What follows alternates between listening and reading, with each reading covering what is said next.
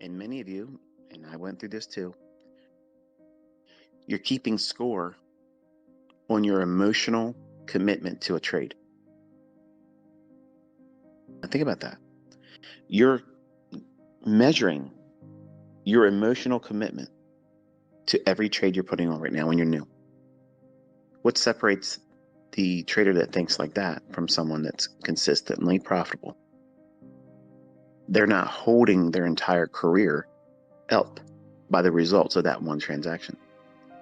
They're not leveraging so much that even if it doesn't pan out, it is insignificant in the grand scheme of things. That one thing, that one transaction, that one idea, that one decision didn't materialize in a manner that was favorable for you. But you're not worried about being right. That state of mind is what I'm getting at with this particular podcast or Twitter space. When being right is no longer enough. See, right now in the beginning, everybody wants to be right. That's your scorecard.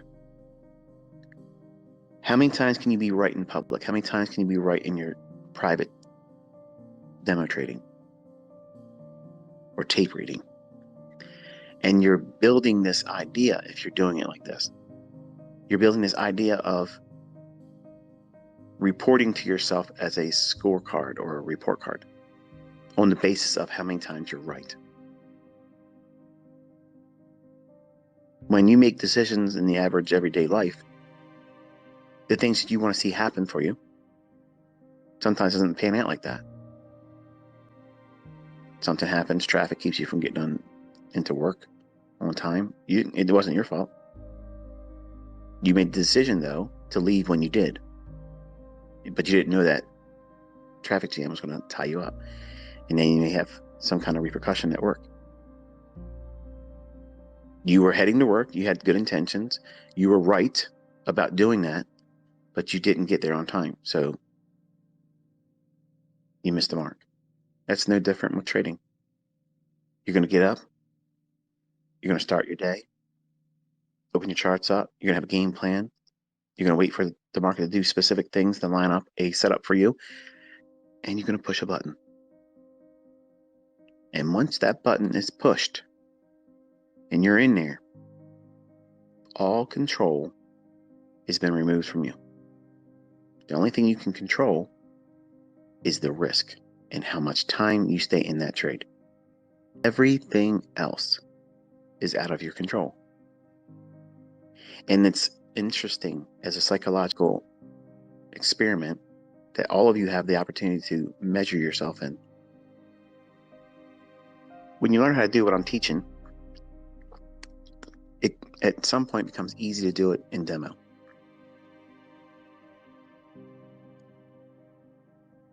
You get confident that you can do it consistently. Some time in the future for you, you'll decide when being right is no longer enough. You'll want to trade.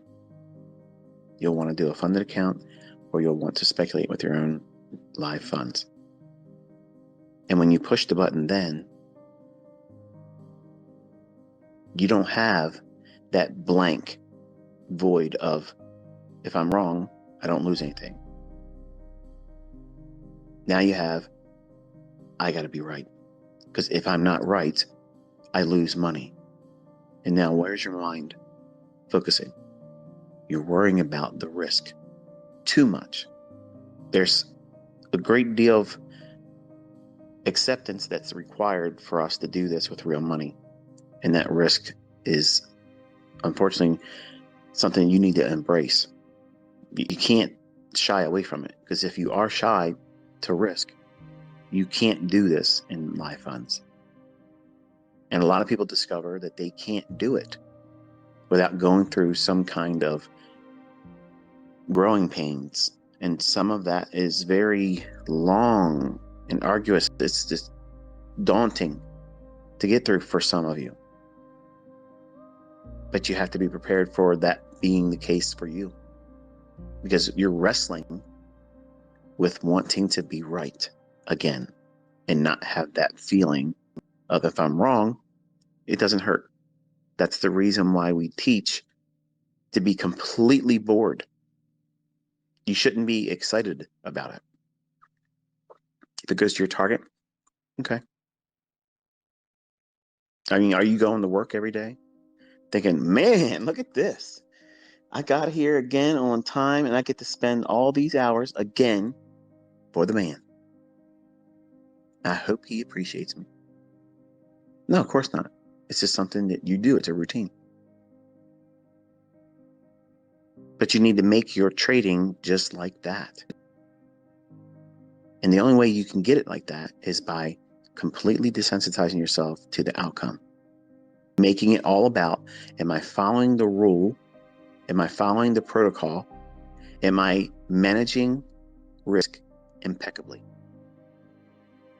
Are you doing everything to preserve capital first and foremost? Because if you're doing that, and your model is rooted in sound logic and things that I've been teaching and proving that exist in Price Action Live, you have the best opportunity for you to submit to that process.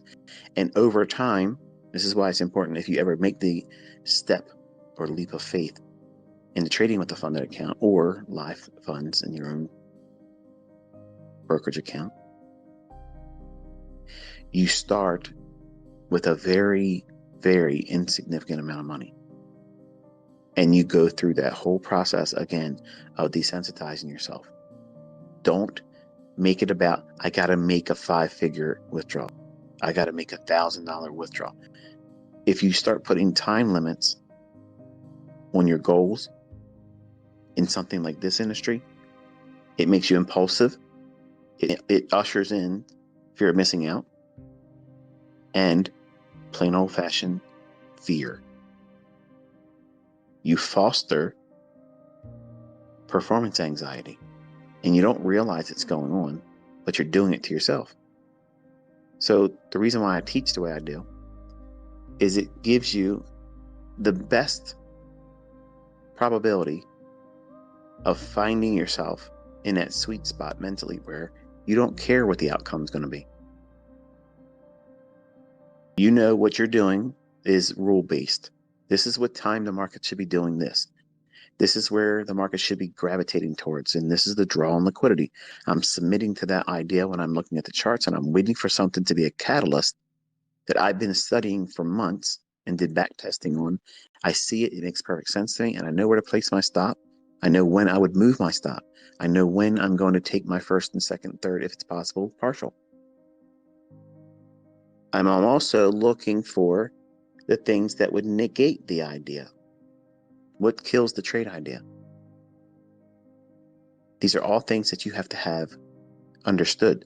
Just because you have been consistent here and there with demo, don't think that you are prepared to trade with a funded account or live funds. You're not. You have to be completely bored of the outcome. It's the same thing. You're doing the same thing over and over again. There's going to be a state of impatience because you'll get to this consistency stage where you can do demos and you're able to find it and do well with it. Very little drawdown. It goes to your targets and you're done. And you start forming these disciplined ideas about how many times you're going to trade per day or session, and then you're going to stop. No matter how good you feel like you're on the side of the marketplace, no matter how dialed in you feel, it's time to close and get up from the table, take your chips, cash them in, and come back tomorrow. But that's very hard because being right is addictive. Being right is what everybody wants to experience all the time. And they want to feel that consistently too soon. It's something you can't obtain quickly. You have to go through a process of submitting to back testing, studying old moves, tape reading, then demo trading, And all of that requires a great deal of patience that most of you don't have. I got patience, ICT. I was reading some of the comments before I started this Twitter space, and some of them were saying, I just started trading using what I learned from your 2022 mentorship. I just finished the last videos, and I'm going for my funded account next week. You're not ready. I don't want to take away your passion or your drive, but I do want to be a voice of reason. You are not ready. You're not. So when I talk to you and I try to give you these discussions, it's meant for you to take them under advisement. So that way it gives you the proper mindset, because without the proper mindset, it doesn't matter what my tools are suggesting in the charts. You'll do something incorrectly with it. And you may not have the discipline or the maturity to identify it as your personal weakness and not that these concepts are failing. In the beginning, it's going to be easy for you when you don't do something right. Oh, it's this that happened to me. It's that happened to me. It's because he didn't give me a clear idea how to use this. Well, if that's true, you should not have been taking any trades with it. You have to be completely 100% responsible. That's what a trader that's consistently profitable is. They own everything they do, the bad and the good. And they're not influenced by anything outside of them, whether it be another influencer online, another trader, somebody out there that seems to be doing better than you. And you'll develop these little mental challenges that you can be right more than someone else. And then your trading becomes a pursuit of, again, what? Being right. When being right is not what we're trying to do. It's a derivative of doing the right things, but our reasoning or the catalyst for us getting in the trade is not on the basis of being able to say, I'm right. I'm going to say that again so that way you understand what I'm referring to, because it's easy to hear it and go in one ear out the other. When we start trading, even in demo, more so when you're trading with live funds, you are pursuing the pleasure, the stimuli that comes with being right. That feel-good hormone that gets released. It reminds you that if this was real, you'd made that much money. And you don't want to go into your development with that mindset, because you're pursuing the end result being on the basis of you being right. And if your focus is always about being right and not the process, what are you really doing? You're teaching yourself to adhere to something on the basis of win or fail. And now you've elevated the outcome to a level of critical. It's critical for you to be right, because you won't be prepared mentally to accept the fact that that one didn't work.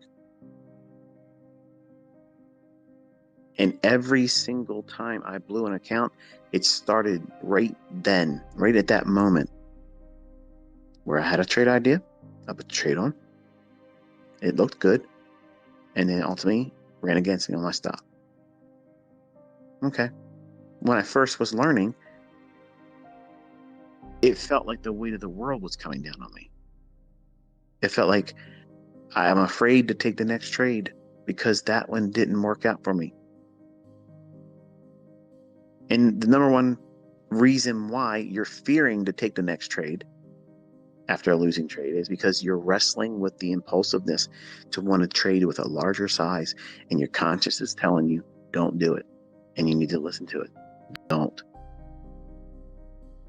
In fact, it's better for you, if you're new, to just completely stop for the day. Give yourself time to process that incorrect trade result. So that way you can desensitize yourself from the pursuit of being right.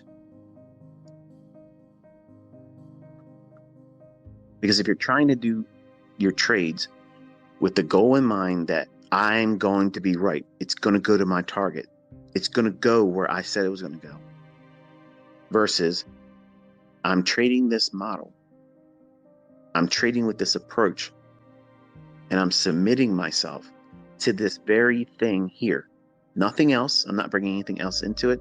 I'm not letting anyone else influence my following of this logic. Come hell or high water, whatever the results are, I'm going to log it, and then I'm going to follow that model again when the setup forms it again, whether it be later today or another day. And you will find that you will get to this point where no longer are you pursuing being right, because it's no longer enough. It's not going to be satisfying for you to just be right. You're going to be looking to do what? Be more precise, more accurate, less drawdown, less heat on your trades when you put them on. More confident to hold for not your normal first scale out profit. Your first profit now would be your typical second partial. That's how you graduate into that point of holding for a full pull.